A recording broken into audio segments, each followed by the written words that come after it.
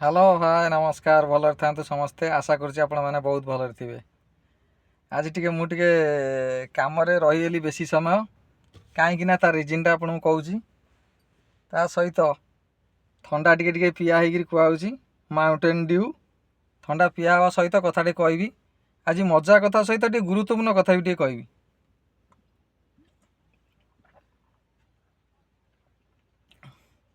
ଆଜି ମୋର ଆମ ସାଙ୍ଗରେ ଯାଇଥିଲୁ କଟକ କାମରେ। ସେଠି ଓମ୍ପି ଆଗରେ ଜାଣିଥିବେ ବସ୍ ଫସ୍ ଲାଗେ, ସେଠି ଲୋକ ଠିଆ ହେଇଥିଲେ। ମୋ ବସ୍ରେ ଯାଆନ୍ତି ସେମାନେ, ଆମର ମୋ ବସ୍ରେ ଯାଆନ୍ତି କମ୍ ଟଙ୍କାରେ 5 ଟଙ୍କା ନା 10 ଟଙ୍କା ଲେଖାରେ ଯାଆନ୍ତି ଏମିତି। ଯେ ମୋ ବସ୍ ଆସିଲା ନାହିଁ ଯେତେବେଳେ କଥାବାର୍ତ୍ତା ଡିସ୍କସନ୍ ଭିତରେ ଆଉ ମୋ ବସ୍ କାହିଁ ଆସୁନାହିଁ ନା, ନବୀନ ସରକାର ତ ଆଉ ରହିଲେନି, ତେଣୁକରି ମୋ ବସ୍ଟା ଆସୁନି ଆଉ। ସେଠୁ ମୋ ସାଙ୍ଗ ଯିଏ ଥିଲା ସିଏ ଫଟାକ୍ ସେ କହିଦେଲା ଯେ ବ୍ୟସ୍ତ ହୁଅନା ମଉସା, ମୋଦି ସରକାରଙ୍କର ବସ୍ ଆସିବ ଇଚ୍ଛା ବସ୍ ପଚାରିବ। ଅନଫର୍ଚୁନେଟଲି ମୁଁ ଟିକେ କହିଦେଲି, ମାନେ ମୁଁ ଆଉ ଭଲସେ ମାନେ ମୋତେ ଠିକ୍ ଲାଗିଲାନି। ତାପରେ ତାଙ୍କୁ ମୁଁ ଆଣିକିରି ପୁଣି ଶାଳ ରୋଡ଼ରେ ଛାଡ଼ିଲି ଗାଡ଼ିରେ ଆଣିକି। ମୁଁ କହିଲି ନାଇଁ ଏଥର ବିଜେପି ସରକାର ସବୁ ଜନତାଙ୍କ ପାଇଁ ଫୋର୍ ହ୍ୱିଲର୍, ସବୁ ଏସି ଫୋର୍ ହ୍ୱିଲର୍ରେ ସବୁ ଯିବା ଆସିବା କରିବେ, ଖାଲି ୱେଟ୍ କରନ୍ତୁ। ଯେହେତୁ କହିଦେଲି ମୋତେ ଠିକ୍ ଲାଗିଲାନି। ମୁଁ କହିଲି ତୁମେ କେଉଁ ଯାଏଁ ଯିବ ମଉସା? ନା ମୁଁ ଶାଳ ରୋଡ଼ ଯାଏଁ ଯିବି। ମୁଁ କହିଲି ହଉ ଠିକ୍ ଅଛି, ମୁଁ ତିର୍ତ୍ତୋଲ ଯାଏଁ ଯିବି, ତୁମକୁ ଶାଳ ରୋଡ଼ରେ ଛାଡ଼ିଦେବି। ମୁଁ କହିଲି ହଉ ଠିକ୍ ଅଛି। ଆଉ ଏବେ ମୁଁ ବହୁତ ମିଡ଼ିଆରେ ଦେଖୁଛି ଯେ କହୁଛନ୍ତି ନବୀନ ବାବୁ ହାରିଗଲେ, ନବୀନ ବାବୁ ପଳେଇ ଯିବେ, ଇଏ ଆସିବେ। ନବୀନ ବାବୁ କୁଆଡ଼େ ଯିବାର ହିଁ ନାହିଁ। କାରଣ ଆମର ଯେଉଁ ଅଛି ଆମର ସିଟ୍ ବିଧାନସଭା ଆସନ 147 ସିଟ୍, 147 ସିଟ୍ରୁ ବିଜେଡ଼ି ଜିତିଛି। ଯାହା ମୋ କତିରେ ରିପୋର୍ଟ ଅଛି, ବିଜେଡ଼ି ଜିତିଛି 51ଟା ସିଟ୍, ଭାରତୀୟ ଜନତା ପାର୍ଟି ଜିତିଛି 78ଟା ସିଟ୍, କଂଗ୍ରେସ ଜିତିଛି 14ଟା ସିଟ୍, ଆଉ ଅଦର ଏମିତି ହେଇକି 3-4ଟା ଜିତିଛନ୍ତି। ଆଉ ସମୁଦାୟ ହେଇଯାଉ 147। ଆଉ ବିଜେଡ଼ି ବି ଏତେ ମାନେ ଖରାପ ପରଫର୍ମାନ୍ସ କରିନି। ମାନେ ଭାବନ୍ତୁନି ଯେ 20-25ଟା ML ଜିତିଯାଇଛି, ଯେ ବହୁତ କମିଯାଇଛି। ସିଏ ବି 51ଟା ଜିତିଛି। ଆଉ ତା ଭିତରେ ହିଞ୍ଜିଳି ନିର୍ବାଚନ ମଣ୍ଡଳୀରୁ ନବୀନ ପଟ୍ଟନାୟକ ନିଜେ ଜିତିଛନ୍ତି। ହେଲା କି, ନବୀନ ପଟ୍ଟନାୟକ ମାନେ ହିଞ୍ଜିଳି ନିର୍ବାଚନ ମଣ୍ଡଳୀରୁ ନିଜେ ଜିତିଛନ୍ତି। ବିଧାନସଭାକୁ ନବୀନ ବାବୁ ଯିବେ।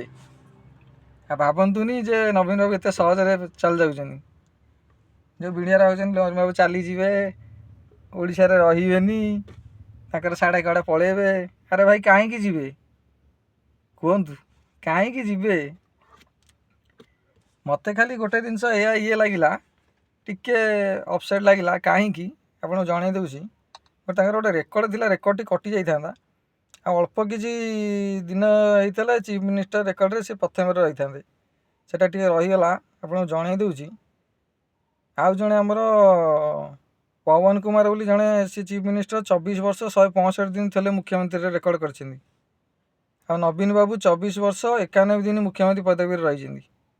ଆଉ 74 ଦିନ ପୂର୍ବରୁ, ଆଉ 74 ଦିନ ଯଦି ରହିଯାଇଥାନ୍ତେ ତାହେଲେ ନବୀନ ବାବୁ ନମ୍ବର 1କୁ ପଳେଇ ଆସିଥାନ୍ତେ, ମାନେ ବେଶୀ ଟାଇମ୍ ରହିବା ସମୟ ଭିତରେ। ହଉ ଚାଲ ଠିକ୍ ଅଛି, ଯାହା ବି ହଉ। ଲୋକ କହୁଛନ୍ତି ପରିବର୍ତ୍ତନ ଆସୁଛି, ଦେଖାଯାଉ କ'ଣ ପରିବର୍ତ୍ତନ ଆସୁଛି। 24 ବର୍ଷ ଭିତରେ ମୋ ଦେଖିବାର ତ, ଆମେ ତ ଜନ୍ମ ହେବା ଠାରୁ ଶୁଣି ଆସୁଛୁ ନବୀନ ପଟ୍ଟନାୟକ ମାନେ ଆମର ଅଛନ୍ତି ମୁଖ୍ୟମନ୍ତ୍ରୀ। ଏବେ 10 ତାରିଖରେ କିଏ ଶପଥ ନେବେ ଦେଖାଯାଉ। ସେଇଥିପାଇଁ ଭିଡ଼ିଓ କରିବା କଥା, ନହେଲେ କିଛି କାମ ନାହିଁ। ତାଙ୍କୁ ଆଣି ଛାଡ଼ିଲି, ଆଉ ବିନା ପଇସାରେ ଫେର ଛାଡ଼ିଲି। ସେ କହିଲେ କେତେ ପଇସା ନେବ, ତୁମେ କାରରେ ନେବ, ମୋର ଅଧିକା ନେଇଯିବ। ମୁଁ କହିଲି ମଉସା ତୁମ କତିରୁ ଟୋଟାଲି ଅଧିକା ପଇସା ନେବିନି। କାହିଁକି ନେବିନି ରିଜିନ୍ ତାଙ୍କୁ ଜଣାଇଲିନି। କି ରିଜିନ୍ ଯେ ଫଳରେ ମୁଁ କହିଦେଲି ଯେ ବିଜେପି ସରକାର ତୁମ ପାଇଁ ଫୋର୍ ହ୍ୱିଲର୍ ବ୍ୟବସ୍ଥା କରିବେ, ଆଉ ସେ ଆସିବ ଲାଗିଯିବ। ମୋତେ ସେ କଥା କାହିଁ ଠିକ୍ ଲାଗିନାହିଁ। ତାଙ୍କୁ କହି ତ ଦେଲି ବୁଝକିନି, ସେଥିପାଇଁ ତାଙ୍କୁ ଆଣି ଶାଳ ରୋଡ଼ରେ ତାଙ୍କ ଘର ପାଖରେ ତାଙ୍କୁ ଆଣି ଛାଡ଼ିଲି। ଏଇଆ ହେଉଛି କଥା। ଆଉ ନବୀନ ବାବୁ 4.5 କୋଟି ଜନତା ଭିତରେ 147 ଜଣ ହିଁ ବିଧାନସଭା ଭିତରୁ ଯାଆନ୍ତି ନିର୍ବାଚିତ ହେଇକି। ଆଉ ତା ଭିତରେ ନବୀନ ବାବୁ ବି ଅଛନ୍ତି, ହିଞ୍ଜିଳି କାର୍ଡ଼ ନିର୍ବାଚନ ମଣ୍ଡଳୀରୁ ଜିତିଛନ୍ତି, ଯିବେ, କିଛି ଟେନସନ୍ ନାହିଁ। ଆଉ ଆପଣ ଭାବୁଛନ୍ତି କ'ଣ ଚେଞ୍ଜେସ୍ ହେବ 5 ବର୍ଷ ଭିତରେ? ଦେଖନ୍ତୁ କ'ଣ ଚେଞ୍ଜେସ୍ ହେଉଛି। କହିବାଟା ଠିକ୍ ହେବନି, ଯେହେତୁ ସରକାର ଆଉ ଜଣେ କରିଛି। ଆକ୍ଚୁଆଲି ରିଆଲିଟିରେ କହିବାକୁ ଗଲେ ମୁଁ ଗୋଟେ ନବୀନ ପଟ୍ଟନାୟକ ବଡ଼ ଫ୍ୟାନ୍। ଆଉ ତାଙ୍କ ରାଜନୀତିର ସିଷ୍ଟମ୍ ଆଉ ତାଙ୍କର ଇଏ ମୋତେ ଟିକେ ବହୁତ ଇମ୍ପ୍ରେସ୍ ଲାଗେ। ନବୀନ ପଟ୍ଟନାୟକ ତାଙ୍କ ଜାଗା ନେବାଟା ଏତେ ସହଜ ନୁହଁ। 24 ବର୍ଷ 25 ବର୍ଷ କଣ୍ଟିନ୍ୟୁଅସଲି ମୁଖ୍ୟମନ୍ତ୍ରୀ ହେବା ଗୋଟେ ଛୋଟିଆ କଥା ନୁହଁ। ଆଉ ବିରୋଧୀମାନେ ଯେଉଁ ଭାବୁଛନ୍ତି ଯେ ବିଜେଡ଼ି ସରିଯିବ, ପତନ ଘଟିଗଲା, ଅମକ ହେଲା ଢମକ ହେଲା, ସେ କଥା କିଛି ନୁହେଁ। 5 ବର୍ଷ ଭିତରେ ତମେ କ'ଣ କରୁଛ ଆଗ କରିକି ଦେଖେଇ ସାର, ତାପରେ ନବୀନ ବାବୁଙ୍କ ଉପରେ ଟିପ୍ପଣୀ ଦେବ। କାରଣ ନବୀନ ବାବୁ ଏତେ ଛୋଟିଆ ଜନ୍ତୁ ନୁହଁ, ସେ ହେଉଛନ୍ତି ଗୋଟେ ଟାଇଗର, ବୁଝିପାରିଲେ। ତେଣୁ ନବୀନ ବାବୁ ପୁଣି ଅଛନ୍ତି, ଆଉ ଏତେ ଖରାପ ପ୍ରଦର୍ଶନ କରିନାହାନ୍ତି ଯେ ସେ ତାଙ୍କୁ କୁଆଡ଼େ ଯିବାକୁ ପଡ଼ିବ, ହେଲା କି। ଆପଣ 78 ଜିତିଲେ, ସିଏ ବି 51ଟି ଜିତିଛନ୍ତି। ଏତେ ସହଜରେ ଆପଣଙ୍କୁ ଛାଡ଼ିବେନି, ବୁଝିପାରିଲେ ତ। ତେଣୁକରି ନବୀନ ବାବୁ କୁଆଡ଼େ ଯାଉନାହାନ୍ତି, ଆପଣଙ୍କୁ ଏଇ ଭିଡ଼ିଓ ମାଧ୍ୟମରେ ଜଣାଇ ଦେଉଛି। ନବୀନ ବାବୁ ସେମିତି ଅଛନ୍ତି। 2029 ନିର୍ବାଚନ ମଣ୍ଡଳୀ ବେଳକୁ 29 ଯେଉଁ ନିର୍ବାଚନ ହେବ, ଆପଣ କାହାକୁ ଦେବେ ଆପଣ ନିଜେ ଡିସାଇଡ଼୍ କରିଦେଇଥିବେ ତା ପୂର୍ବରୁ। ଏ 5 ବର୍ଷ ଟିକେ ଟ୍ରାଏ କରନ୍ତୁ କ'ଣ ହେଉଛି ଓଡ଼ିଶାରେ। ଆମେ କାହିଁ କାହାକୁ ଇଏ କରିବା, ଠିକ୍ ଅଛି। କିନ୍ତୁ ଆ ପରର ଭିଡ଼ିଓରେ ମୁଁ ଆଣିବି ଗୋଟେ ଭଲ କନସେପ୍ଟ ଉପରେ। ଆମେ ଗୋଟେ ଟିମ୍ କରିଛୁ, ଆମର ସେ ଟିମ୍ରେ 131 ଜଣ ହେଲେଣି। ଆମେ ପାରାଦୀପ ନିର୍ବାଚନ ମଣ୍ଡଳୀକୁ ଫୋକସ୍ କରିଛୁ, କାରଣ ଆମର ପାରାଦୀପ ନିର୍ବାଚନ ମଣ୍ଡଳୀ ରହୁଛି।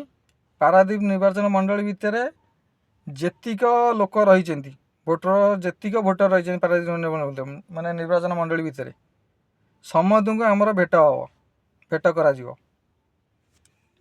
ଆଉ ସେଟା 2029ରେ ପ୍ରତିଫଳନ ହେବ। 131 ଜଣ ଆମେ ହେଇଲୁଣି। 200-400 ଲୋକ ହେଲେ ସେଟା ଗୋଟେ ରାଲି ଟାଇପ୍ର ହେବ। ଖୁବ୍ ଶୀଘ୍ର ସେଟା ହେବ। ଭିଡ଼ିଓକୁ ସ୍କିପ୍ କରିବେନି, ଟୋଟାଲ୍ ଆରମ୍ଭରୁ ଶେଷ ଯାଏଁ ଦେଖିବେ। ନବୀନ ପଟ୍ଟନାୟକର ତ ଆମେ ଗୋଟେ ବଡ଼ ଫ୍ୟାନ୍ କହିବାକୁ ଗଲେ, ଡାଇରେକ୍ଟଲି ମୁଁ କହୁଛି ନବୀନ ବାବୁଙ୍କର ଫ୍ୟାନ୍ ମୁଁ ଗୋଟେ ବହୁତ ବଡ଼ ଫ୍ୟାନ୍। ଚାଲ, ଏତେ କଥାବାର୍ତ୍ତା ଭିତରେ ଥଣ୍ଡାଟା ବି ଥଣ୍ଡା ହେଇଗଲାଣି।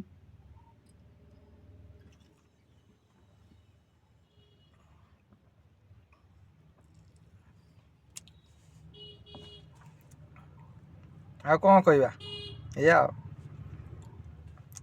ପାରାଦୀପ ନିର୍ବାଚନ ମଣ୍ଡଳୀ ଭିତରେ ଯେଉଁ ଭାଇ ଭଉଣୀମାନେ ରହିଲେ ସମସ୍ତଙ୍କ ପରିବାରଙ୍କର ଗୋଟେ ଲିଷ୍ଟ ହେବ। ଆଉ ସବୁ ପରିବାରରେ ଆମେ ଭିଜିଟ୍ କରିବୁ। ଆଉ କିଛି ଦିନ ଗଲା ପରେ ସବୁ ଗୋଟେ ପ୍ରସଙ୍ଗକୁ ନେଇକି ଭିଜିଟ୍ କରାଯିବ। କିଏ କେତେ କ'ଣ ପାଇଛନ୍ତି, କ'ଣ ନାହିଁ, କାହାର ଘର ଅଛି କି ନାହିଁ। ଆମେ ଯେଉଁ ବୁଥକୁ ଯାଇଥିଲୁ ଭୋଟ୍ ଦେବା ପାଇଁ, ମୁଁ କହିଦେବା ଯାଏଁ ସେମିତିଆ ବୁଥ୍ ହେବା ଉଚିତ ନୁହେଁ। କାରଣ ଲୋକ ତୁମକୁ ଖରାରେ ଯାଇକି ଭୋଟ୍ ଦେବେ, କ'ଣ ପାଇଁ ଦେବେ? ତୁମେ ଯଦି ତୁମର ବୁଥ୍ଟାକୁ ଠିକ୍ ନ ରଖିପାରିବ, ଖରା ଗରମରେ 2-3 ଘଣ୍ଟା ଲୋକ ଠିଆ ହେଇକିରି କାହିଁକି ତୁମକୁ ଭୋଟ୍ ଦେବେ? ଭୋଟ୍ ଦେଲା ପରେ ତାଙ୍କୁ କ'ଣ ଦେଉଛନ୍ତି ଆପଣମାନେ? କିଛି ତ ଦେଉନାହାନ୍ତି ନା, କାହିଁ ଦେବେ? ତାଙ୍କ ଇଚ୍ଛା, ସେ ଦେବେ ଯଦି ଦେବେ, ନହେଲେ ନାହିଁ। କାରଣ ମୁଁ ନିଜେ ଯାଇଛି, ଦେଖିଛି ପୁରା ଖରାରେ ଲୋକ ଯାଇ ଭୋଟ୍ ଦେଉଛନ୍ତି, ଯେଉଁଟାକି ମୋତେ ଠିକ୍ ଲାଗିଲାନି। ସେସବୁ ଜିନିଷ ଉପରେ ଚେଞ୍ଜ ଆରମ୍ଭ ହେବ।